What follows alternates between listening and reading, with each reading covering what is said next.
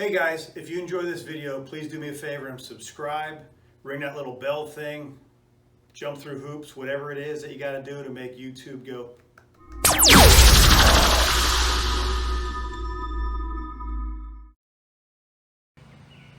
All right, so today I decided to take down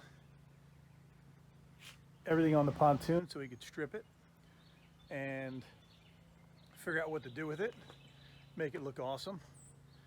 As you can see, I've got all the furniture everywhere. It's been pretty much a mess. It's kind of everywhere. It's been a long, hot day. And so the goal is to get this thing looking really awesome. Now all I got to do is remove this framing around here so I can get to the carpet, get the carpet off, clean the pontoons, do a few other things, of course. I'll keep you updated.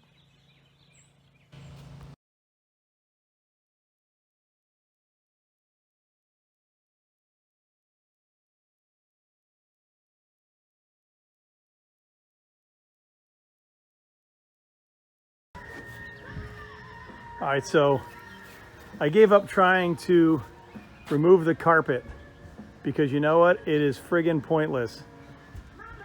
3 weekends so far spent on trying to get that up and it's impossible. So you know what's cheaper and faster? New lumber. So I'm not using marine plywood because that's right now $173 a sheet. But I am using that yellow wood from Home Depot, which is waterproof. It's just not as pretty and smooth on one face. But you know what? Putty is cheap. My labor is cheap. It won't take me long to do it, so the only thing that's going to be left is the pontoons. Here we go. Getting there. Almost down to the bare pontoons. Yes, we are making a mess, but that's okay. It's better than doing that, because that carpet stuff sucks. It's awful. How you doing, buddy? All right, so me and my son here, we did more today after 3 o'clock, and it's maybe 5:30, 6 o'clock, to strip this thing down as far as the carpet goes. I mean, I spent, a day here, a day here, a day there, trying to get that carpet up, and man, it's old carpet, old glue. It is just stuck on, which it was supposed to be, but this was a nightmare. So the fastest thing to do was to cut each piece of this in between every so often and pry it up. They all popped up, so now all we got to do is remove all these screws, clean all the aluminum, and we're good. Then we can start putting the new deck on. The new deck is yellow wood. It's about 63 bucks a sheet. It's not pretty. It's not like marine plywood, but it is made for all weather ground cover. You could lay it on the ground and use it. So I mean, it's pretty durable, pretty waterproof, I guess. But you're gonna have to patch it to smooth it over a little bit, but that's a lot easier. So we'll let you know how it goes. Oh, by the way, it also weighs a ton. Each sheet is this sopping wet, heavy duty chemical in there, I guess. Anyway, we'll keep you posted. All right, so pontoons look pretty beat for the most part. You can see they're not too great, but I mean, they're just aesthetically, they're old. They haven't been cleaned in a long time, so get a lot of this kind of stuff going on. But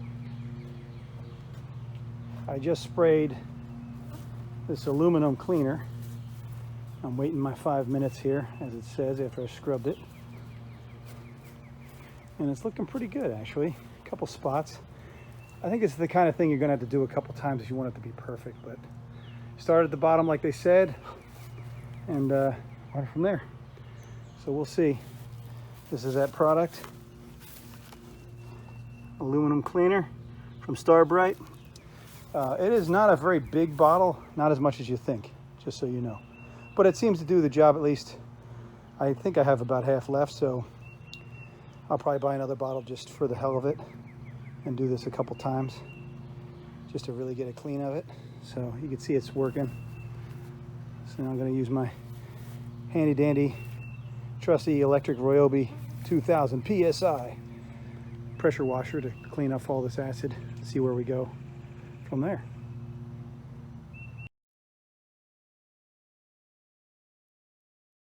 All right, guys, we are back. This is my good buddy Paul, who I work with quite often, and he decided to come over and give me a hand because I needed it. We flipped the wood right side up. We bondoed everything. I don't know if you can see that with the sun, but yeah, maybe you can.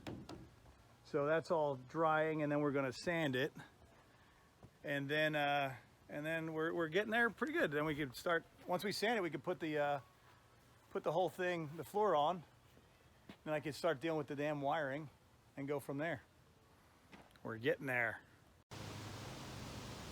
All right, guys, quick update. Paul and myself, Paul's my buddy, we screwed down the deck yesterday, and everything was great except for we had this one board, and until it was all screwed down, everything, you know, you walk on it and there was a soft spot, meaning like the laminates in between, there was a hollow or something. Well, there's definitely a hollow. So what I did was I took some resin and some Forstner bits, drilled some big holes, and I only poured resin in a couple of these holes, but the rest of them filled up. It was a big void. I mean, it should have been completely replaced, but we spent all this time getting this together. I didn't want a chance trying to squeeze another one in. So basically, Forstner bits, which don't go, you know, they don't have a strong tip to them. So they only go down a little bit before they actually start cutting the actual hole that you're looking to do. So we went down, you know, about 1/2 inch, and then we found the void. I did that all over, and then I peppered it with a bunch of other little screw holes. Drill holes to vent it, let some air in there if need be, so the resin could flow. And I just mixed up some 2-minute resin that I had from my effect shop, some Smooth Cast 300. It's not the greatest resin ever, but we're just filling a void. It sticks to everything pretty well on the inside there, so that filled it all up. All those other holes you see just have to be patched because they're not they didn't have any cavities to fill. They were just me testing. Hey guys, I'm back. So I'm in my shop. Brought the pontoon here. It's a lot easier to deal with. You know, it's so hot out and it's sunny.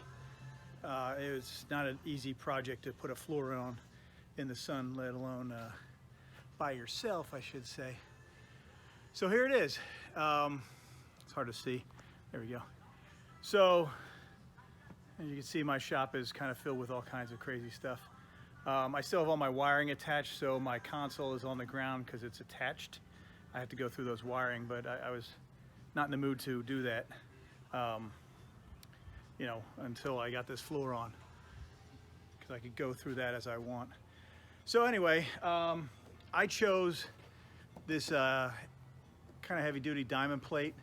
They have a coin version of this. It's gray, but it's very slick, to be honest with you. It looks kind of cool, but I like the diamond plate anyway. I'm a man, so what do I care? It's a little heavy, you know, considering some of that other vinyl stuff is pretty lightweight, but it's pretty durable, so there you go. It's something that would be in my shop on the floor anyway. So I just laid this out. I used about 1.25 gallons of this here, glue. All right, I got this, I forget where I got it, to be honest with you, but you could look it up.